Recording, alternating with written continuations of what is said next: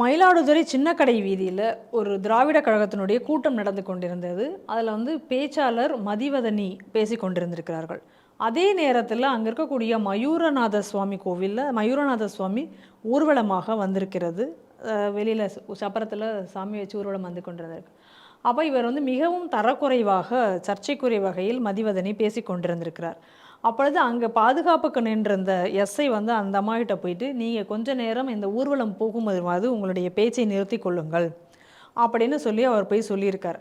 அவர் போய் அப்படி சொன்ன உடனே கீழே பார்வையாளராக இருந்த திமுகவினர், இன்னும் சொல்லப்போனால் அந்த மாநகராட்சி அந்த கட்சியினுடைய தலைவர், அப்புறம் அந்த கவுன்சிலர், இந்த மாதிரி எல்லாரும் இருந்திருக்காங்க. 20 பேருக்கு மேலே இருந்தவர்கள் எல்லாருமாக சேர்ந்து அந்த எஸ்ஐயை தாக்க முற்பட்டிருக்கிறார்கள். அவரை தள்ளி விட்டுருக்காங்க. அதுக்கப்புறம் அந்த இடத்துல மிகப்பெரிய ஒரு வாக்குவாதம் நடந்திருக்கிறது. இன்றைக்கி அவர் அதுக்காக புகார் கொடுத்திருக்கிறார். எவ்வளவு ஒரு மோசமான நிலை இன்று தமிழகத்தில் இருக்கிறதுன்னு பார்க்கணும். ஒரு கோயில் ஊர்வலம், அதுவும் மயூரநாத சுவாமி கோவிலுங்கிறது அவ்வளோ விசேஷம். இன்னும் சொல்ல போய சின்ன துலாமுழுக்கில் உள்ள கடைசி காவேரி கட்டம் என்று சொல்லப்படக்கூடிய ஒரு ஆன்மீகத்தின் இருப்பிடம்னே சொல்லலாம் மாயவரத்தை. அங்கே நீங்கள் ஒரு கோயில் ஊர்வலம் போகும்போது அந்த கோயில் ஊர்வலம் போகக்கூடிய வீதியில் மேடையை போட்டு நீங்கள் இன்றைக்கி அந்த சாமியை பற்றி தரைக்குறைவாக பேசுகிறார். அப்போ ஒரு கடமை உணர்வுள்ள ஒரு எஸ்ஐ இந்த மாதிரி பேசாதீங்க அப்படின்னு சொல்கிறாரு. சொன்ன உடனே அவர் மீது தாக்குதல் நடத்துவதற்கான முயற்சி நடக்கிறது.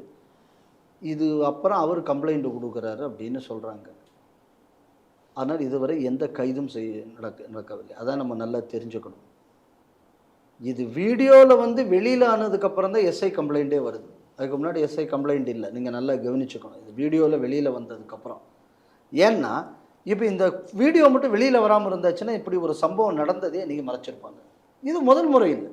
சங்கரங்கோயிலில் கோமதியம்மன் கோயில் இருக்குது. அங்கவே கருப்பு கொடியை கொண்டு கட்டி பிரச்சனை பண்ணாங்க. அப்போ காவல்துறை அதை தடுக்கவில்லை. கோயில் முன்னாடி துலுக்கம் ஊர்வலம் நடத்தணும், ஒரு உருவ வழிபாட்டுக்கு எதிரான விஷயங்கள் எல்லாம் வச்சு கோஷம் போட்டான். எந்த நடவடிக்கையும் எடுக்கப்படவில்லை. இது இப்போ திமுக கட்சி டைரக்டாக மீட்டிங்கை போட்டு கோவிலுக்குள்ள அதுவும் சுவாமி ஊர்வலம் வரக்கூடிய நேரத்தில் பேசுகிறாங்க. சேலத்துலையும் இதே போல தான் பண்ணாங்க. சேலத்தில் இதே மாதிரி தான் பண்ணாங்க. அப்போ இது திட்டமிட்டு இவர்கள் செய்கிறார்களா இல்லையா? ஏன்னா இது ஒரு இடத்துல நடக்கலைங்க.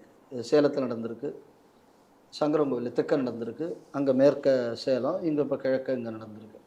அப்போ எல்லா பகுதிகளிலும் இப்பொழுது திமுக என்ன செய்ய வேண்டும் என்று நினைக்கிறது. இப்போ ஹிந்துக்களை கேவலப்படுத்தி கோவில்களை அவமானப்படுத்தி இதை தவிர இதுக்கு என்ன நோக்கம் இருக்கு? என் கேள்வி என்ன அப்படின்னா, ஒருமையில் ஸ்டாலினை எழுதி புட்டார் அப்படிங்கிறது ஒரு பெரிய ஒரு பிரச்சனையாக நம்ம ஒரு நீதிபதி பார்த்தார் இந்த சவுக்கு சங்கர் கேஸில். அப்போ இதுக்கு அந்த நீதிபதி என்ன சொல்லுவார்? இப்போ சுவ மூட்டை எடுக்கலாம்ல, எடுப்பாரா? ஏன்டா ஒருமையில் பேசிட்டானா ஏன் பேசப்படாது? ஏன் ஒரு ஆள் ஒருமையில் பேசப்படாதா? இப்படி பேசக்கூடாதுன்னு எதாவது சட்டம் இருக்கா? ஆனால் ஒரு மதத்தையோ மதம் சார்ந்த விஷயத்தையோ இழிவுபடுத்தக்கூடாதுன்னு இருக்கு. 295A இருக்கு, செக்ஷன் 298 இருக்கு. பிளாட்டன்ட் வயலேஷன் தானே. அதுவும் ஒரு கோயிலில் உள்ள ஒரு பாரம்பரிய கோவில் ஊர்வலம் போகும்போது போகக்கூடிய இடத்திலேயே நீ இதை இப்போ பண்ணியிருக்க அப்படின்னு சொன்னால் இது மலிஷியஸ், டெலிபரேட் அண்ட் இன்டென்ஷனல் தானே. செக்ஷனில் இருக்கிற எல்லாமே இதில் ப்ரூவ் ஆகுது. அப்போ இதை ஒரு தடுப்பதற்கு கடமையை செய்ய ஒரு போலீஸ்காரர் அந்த போலீஸ்காரங்களை அடிப்போம் அப்படின்னு சொன்னால் அரசு அதிகாரி பணி செய்வதை தடுத்த குற்றம் அடுத்தது வருது. நீங்கள் ஒவ்வொன்றையும் தேடிக்கிட்டே போனீங்கன்னா ஒவ்வொன்றுக்கும் ஒவ்வொரு செக்ஷன் வரிசையாக நெய்யாயிட்டே வருது. அடுத்தது கொலை முயற்சி, அவரை கொண்டு போடுவேன்னு அடிக்க போகணும் 307, ஒரு 506/2. ஒன்றுமே இல்லை. இந்து மணிக்காரங்க மேலே இந்த செக்ஷனை போடுறீங்களே ஐயா. செய்த திமுக காரன் மேலே என்ன செக்ஷன் போடப்பட்டிருக்கு? அப்போ இந்த நாட்டில் ஹிந்துக்களின் மத வழிபாட்டு உரிமை தடுக்கப்பட்டிருக்கிறது. இதைத்தான் நம்ம பார்க்கணும். ஏண்டா சிறுபான்மையினருக்கு இந்த நாட்டில் பாதுகாப்பு இல்லைங்கிற, இப்போ பெரும்பான்மைக்கு தானடா பாதுகாப்பு இல்லை. ஹிந்து ஊர்வலம் போகும்போது அங்கேருந்து பாங்கு ஓதுறேன், நம்மளால போகும்போது கொட்டம் நிறுத்துறேன். ஆனால் அவனுக்கு பாதுகாப்பு இல்லையே, இவன் அவனை கஷ்டப்படுத்துறான்னு சொல்லி ஊரம் மட்டும் பேசிக்கிட்டு இருக்கான். அப்போது இது எந்த அளவு ஹிந்துக்கள் இந்த நாட்டில் வஞ்சிக்கப்படுகிறார்கள் என்பதற்கு இது ஒரு அர்த்தம். ஏன்னா இப்போ இதே மாதிரி ஒரு மீட்டிங் ஒரு கிறிஸ்மஸுக்குள்ள கேரல் போகும்போதோ இல்லை துலுக்கங்களுக்குள்ள ரம்ஜான் மாதத்துலேயோ நீ பேச முடியுமோ ஒன்று? ஏன் அவன் வாங்கு ஓதுற நேரத்தில் நீ சாதாரண மேடை போட்டு பேசிய நீ அவனையே திட்ட வேண்டாம் ஐயா. அவன் வாங்கு ஓதுற நேரத்தில் நீ பேசுகிறதையே நிறுத்துறியே. அப்போ ஹிந்து ஊர்வலம் போகக்கூடிய நேரத்தில் அதை பற்றி நீ அசிங்கமாக பேசுகிற அப்படின்னா இது மதச்சார்பற்ற கட்சியா ஹிந்து மத அழிப்பு கட்சியா என்ற கேள்வி இன்று நம்ம முன்னாடி எழுகிறது. இதுக்கு முன்னாடி கந்த சஷ்டி கவசம் கேவலப்படுத்தப்பட்டது, அவர்களுக்கு திமுக கொடுத்த ஆதரவு. ஆராசா ஹிந்துக்களை பற்றி இழிவாக பேசியது, சனாதன தர்மத்தை ஒழிப்பேன்னு சொல்லி இந்த உதயநிதி சொன்னது, அந்த மாநாட்டில் சேகர் பாபு போய் கலந்துக்கிட்டது. இப்போ நம்ம சிறுவாச்சூர் கோயில் இருக்கிற சிலையெல்லாம் இடித்தான்.